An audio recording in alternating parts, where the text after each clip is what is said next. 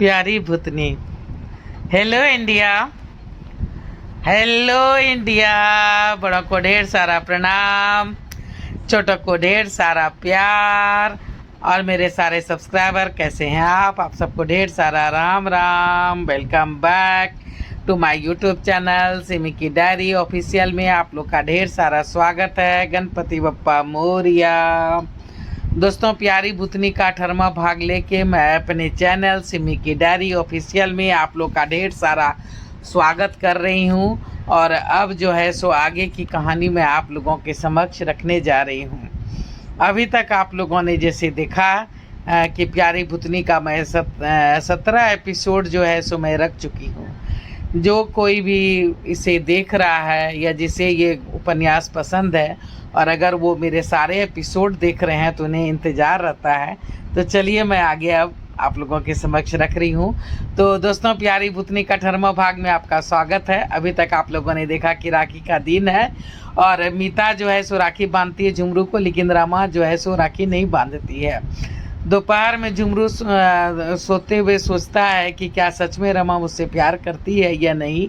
डॉली ने तो कहा था कि रमा मुझसे प्यार करती है और डॉली ने ये भी कहा था कि दोनों बहन को कम से कम आज घुमा लाओ। तो झुमरू सोचता है कि शाम में दोनों को समुंदर घुमा लाऊंगा। तो शाम के 4 बजते बजते तीनों तैयार होकर के कोठली को ताला लगा करके बाहर निकल गए थे। गेट पर ही दरबान काका जो है सो मिल गए थे। अरे कहाँ? मीता बच्ची की तरह उछल पड़ी, चहकते हुए बोली, काका घूमने जा रहे हैं? अच्छा ठीक है। झुमरू, रास्ते का पता है ना? हाँ काका। सभी रोड क्रॉस कर बस स्टॉप पर पहुंच गए थे। 3 बस बदलने के बाद तीनों समुंदर के किनारे पूरे 1.5 घंटे बाद पहुंचे थे। आज पर्व का दिन था, ढेरों भीड़ थी। बच्चे बूढ़े जवान सभी खुश थे। कोई खेल रहा था तो कोई दौड़ रहा था। आज तो सिपाहियों की भी ड्यूटी लगी थी। वैसे तो लोग रोज आते हैं पर आज इनकी तादाद बहुत ज़्यादा थी। झुमरू खुश था, दोनों बहनें भी बहुत खुश थी। झुमरू को आज जिम्मेदारी का एहसास हो रहा था, मानो वो अपने परिवार को लेकर बाहर आया हो। आज उसको अपनी दोनों बहनें की बहुत याद आ रही थी। दिन भी तो भाई बहनों का था। पूरे 1 घंटा चारों तरफ घूमने के बाद सभी थक गए थे। थोड़ी देर बालू पर बैठने के बाद सभी समुंदर में गए। ढेरों पानियों के साथ अटखेलियाँ की। झुमरू ने दोनों बहनों के हाथ जकड़ कर रखे थे, मानो उसे डर लग रहा हो कि पानी की लहरें कहीं उन दोनों को बहा न ले जाए। तभी मीता ने कहा, भैया दीदी का हाथ पकड़ो। मेरा नहीं, मुझे तैरना आता है। मैं गांव की नदियों में घंटों तैरती थी। झुमरू बोलता है, क्या? कितनी भी बड़ी तैराक हो पर यह समुंदर है, लहरें इतनी ऊंची ऊंची उठती है कि बहुत दूर अपने साथ बहा ले जाती है। नहीं बाबा नहीं, बहुत हो गया, अब बाहर चलो। रमा बोल रही है, हाँ चल मीता, मैं भी थक गई हूँ। मीता बोलती है, ठीक है। तीनों बाहर आकर बैठ जाते हैं। सांझ ढल रही है। बहुत सुंदर प्रकृति का नज़ारा था। सभी फोटो ले रहे थे, बच्चे सेल्फी भी ले रहे थे। झुमरू के पास अच्छा मोबाइल नहीं था, मन महसूस कर रह गया था। आज उसे भैया का दिलवाया हुआ मोबाइल बहुत याद आ रहा था, जो गांव से भागते समय रात में कहीं रास्ते में गिर चुका था। वैसे भी जिंदगी बेगानी और रंगहीन सी हो गई थी, पर अब जब से दोनों बहनें उनकी जिंदगी में आई थी उसने भी जीना सीख लिया था। घर का सोच रहा था। क्या सोच रहे हो? हाँ, झुमरू जैसे नींद से जागा, देखा तो मीता नहीं है। मीता मीता मीता कहाँ गई? रमा बोल रही है, कहीं नहीं गई है। वो क्या है? इधर बगल में ही देखिए, बच्चे के साथ बिल्कुल बच्ची बन के खेल रही है। देखिए कैसे बालू से घर बना रही है। दोनों बैठे रहे, मीता को खेलते देख। रमा और झुमरू चुपचाप बच्चों को खेलते हुए देख रहे थे। मीता कभी पानी में तो कभी बच्चों के साथ खेल रही थी। दोनों मंत्रमुग्ध होकर देख रहे थे। थोड़ी देर में ही सबों ने मिलकर फुटबॉल खेलना शुरू कर दिया था। सभी फुटबॉल खेलने में मशगूल हो गए थे। रमा पूछ रही है झुमरू से कि आप भी यहाँ पहली बार आए हैं क्या? झुमरू बोलता है कि नहीं, 2-4 बार दीक्षित साहब और इंस्पेक्टर साहब लोग के परिवार के साथ पिकनिक मनाने आ चुका हूँ। रमा बोल रही है कि देख रहे हैं ना, कितनी प्रतिभावान है मेरी बहन, पढ़ने में तेज, खेल कूद में तेज, इसलिए तो इतना बड़ा रिस्क लिया। मैं तो नाम का जिंदा हूँ, सारी इच्छाओं को मारते मारते थक चुकी हूँ, पर मैं नहीं चाहती कि मीता अपनी इच्छाएं मारे। मैं इसी को खुश देख करके खुश हो जाती हूँ। अगर इसकी ज़िंदगी संवर गई तो मैं सोचूंगी कि मैंने जीवन जी लिया। झुमरू मुस्कुरा करके रह गया। रमा का मन बोझिल हो गया था। तो झुमरू ने सोचा कि माहौल को कैसे हल्का करे। तभी अचानक झुमरू बोल पड़ा कि आज आपने जोर का झटका बड़ा धीरे से दिया मुझे। झटका मतलब? रमा को कुछ समझ में नहीं आया।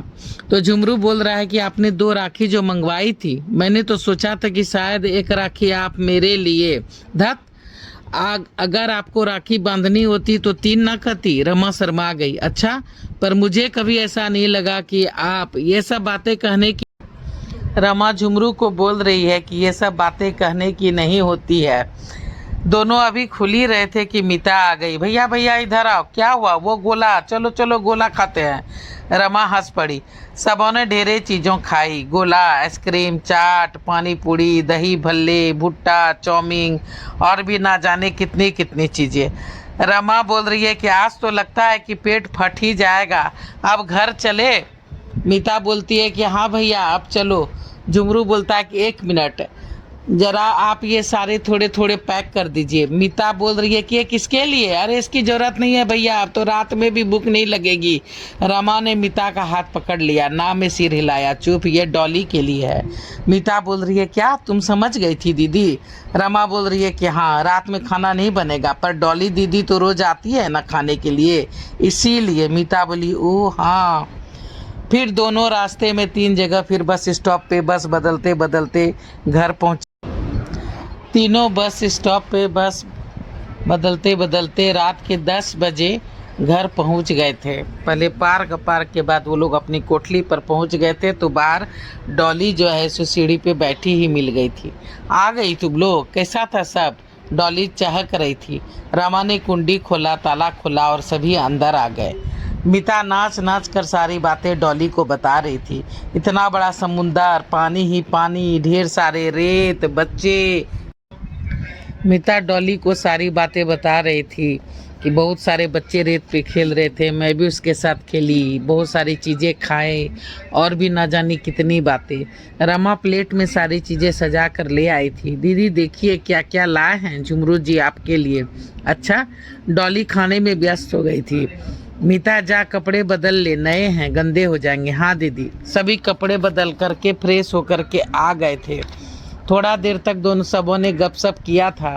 फिर रोज की भांति डॉली के खाना खाने के बाद ही झुमरू जो है सो पार्क की ओर, झुमरू अपनी तकिया, चादर, पानी की बोतल और टॉर्च लेकर के पार्क में चला गया था और अपना नियत स्थान पे पहुंच गया था। वैसे तो पार्क में ढेरों लाइटें लगी थी, पर यहाँ इस बेंच के आसपास थोड़ा अंधेरा रहता था, शायद पेड़ों की डालियों की वजह से। पर अच्छा था, ज़्यादा रोशनी होती तो शायद नींद नहीं आती। जो होता है अच्छा के लिए ही होता है। टॉर्च तो बस सुविधा के लिए था। रोज की भांति झुमरू ने बेंच साफ किया, फिर अपना बिस्तर लगाया, तकिया लगाया और डॉली का भी बिस्तर लगाया और उसके लिए भी एक तकिया लगाया। सब हो जाने के बाद झुमरू डॉली को बोलता है कि इधर आ। डॉली बोलती है क्या बात है, इधर तो आ।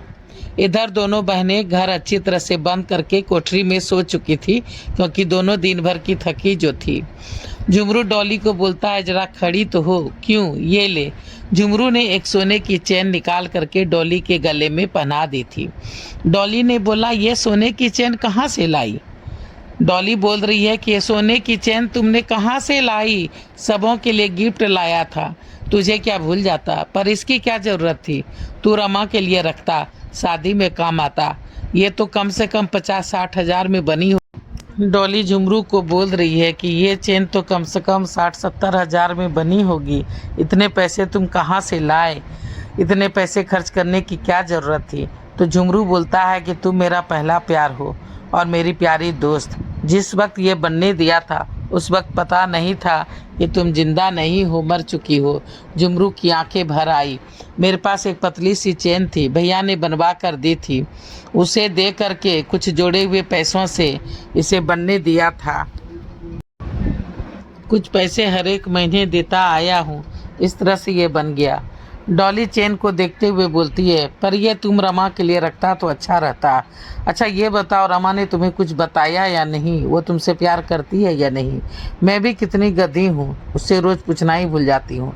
झुमरू बोलता है इसकी कोई ज़रूरत नहीं है, क्या जल्दी है, जो जैसे चल रहा है चलने दो, बात की बाद में सोचेंगे, अभी ढेरों काम है, मीता को काम दिलाना है, नाम लिखाना है, थोड़ा वक्त गुजरे, रमा और मीता भी एडजस्ट हो जाए, हम सब एक दूसरे को जांच ले परख ले, तब की तब सोचेंगे। डॉली बोलती है कि नहीं, देर करनी ठीक नहीं होगी, दिल की बातें जितनी जल्दी कर लो उतनी अच्छी, तुमने टीवी पे नहीं देखा है, देर करने से लड़की किसी और की हो जाती है। झुमरू हंस पड़ा, बोला यहाँ है ही कौन मेरे सिवा जो उसका हो जाएगा, फिर मेरे दिल में तो कुछ ऐसा वैसा नहीं है उसके लिए। अरे झुमरू, तभी दरबान काका की बातें सुन झुमरू चौंक पड़ा। काका आप अभी तक सोए नहीं? अरे नहीं, नींद नहीं आ रही थी, सोचा थोड़ा एक बार चक्कर लगा लूँ पार्क का। आपने बेकार में तकलीफ की काका, अब तो डरने की कोई ज़रूरत नहीं है, मैं तो यहीं बाहर में ही सोता हूँ, और फिर बाहर में 2 संतरी भी तो तैनात रहते हैं, 2 सिपाही बाहर भी तो रहते हैं। हाँ वो तो ठीक है काका, उधर नहीं, उस बेंच पे मत बैठिए। वो झुमरू ने उसे टोक दिया, इधर बैठिए। क्यों, बेंच तो खाली है, तू लेट, मैं यहीं पे बैठता हूँ। नहीं काका, बेंच खाली नहीं है। क्या? दरबान काका डर गया, मतलब वो यहाँ लेटी है? उसी से तो बातें कर रहा था काका। क्या तुम्हें डर नहीं लगता? नहीं काका, ये मेरी बचपन की सहेली है, बेचारी किस्मत की मारी। ठीक है मैं जाता हूँ, तुम सो जाओ, मैं तो कुछ बातें करने आया था, पर कोई बात नहीं, सवेरे कर लूँगा। दरबान काका डर कर भाग गया और अपनी कोठरी पहुँच गया। दोनों हंस पड़े। झुमरू बोलता है, डॉली हाँ, अगर मैं किसी को ये बताऊँ कि तुम मेरी दोस्त हो, हम साथ में खाते हैं, टहलते हैं, सोते हैं, तो कोई विश्वास नहीं करेगा। हाँ वो तो है, पर मैं तो कुछ और सोचती रहती हूँ। क्या? यही कि काश मुझे भगवान जी कुछ पावर दे।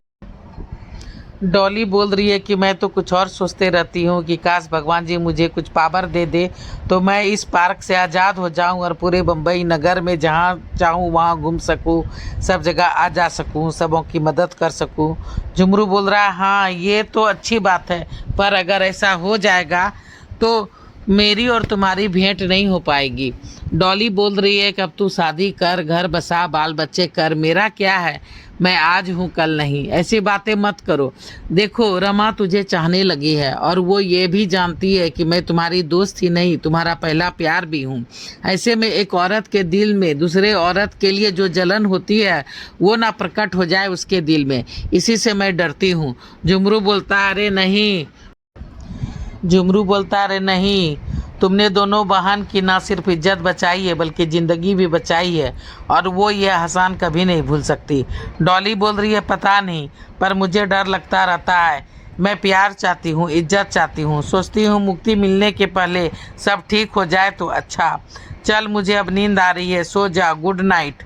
हाँ ठीक है, गुड नाइट। दोनों अपने अपने बेंच पे जा कर के फिर सो गए थे। तो देखिए दोस्तों, मैं प्यारी भूतनी का 18वां भाग अब यहीं पे समाप्त करती हूँ, फिर अगला भाग लेकर के फिर मैं आप लोगों के समक्ष आऊँगी।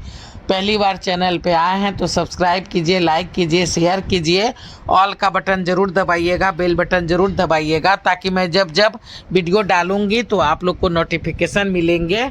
और अपनी वाणी को अब मैं यहीं पे विराम देना चाहती हूँ। जय भोलेनाथ, हर हर महादेव। और आप लोग का ढेर सारा थैंक्स कर रही हूँ वीडियो को देखने के लिए और सपोर्ट करने